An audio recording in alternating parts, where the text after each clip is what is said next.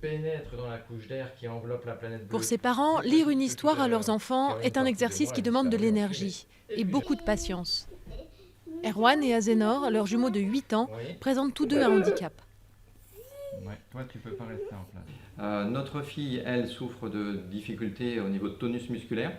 Elle a aussi une grande fatigabilité.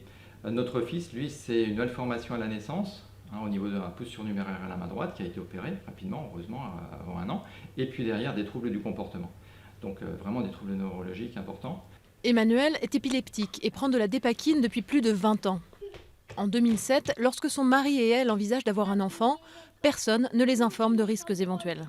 Un des gynécologues que j'ai vu m'a dit qu'ils avaient l'habitude d'avoir des épileptiques dans leur service et d'avoir des patientes épileptiques portant de futurs enfants.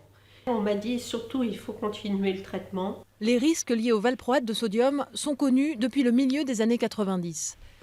Pourtant, il faudra attendre les années 2000 pour que la dépakine, son nom commercial, soit déconseillée en cas de grossesse, comme sur cette notice datant de 2011. La prise de ce médicament au cours de la grossesse est susceptible d'entraîner des malformations du fœtus, des troubles du développement et des troubles autistiques chez l'enfant. Le 24 août dernier, un premier chiffre tombe.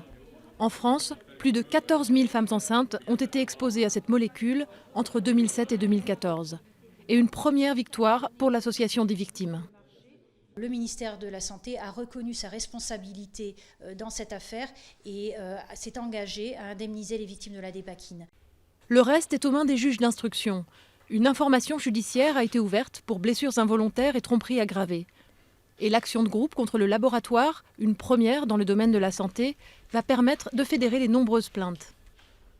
Dans ce scandale de santé publique majeur, il faut que le laboratoire Sanofi assume sa responsabilité, et notamment sa responsabilité vis-à-vis des victimes. Les victimes sont malades du fait de son produit, et il faut que ces gens soient pris en charge et soient indemnisés. Impossible de chiffrer aujourd'hui le nombre d'enfants concernés. De nombreux cas ont commencé à se faire connaître ailleurs en Europe, où le valproate est commercialisé depuis plusieurs décennies.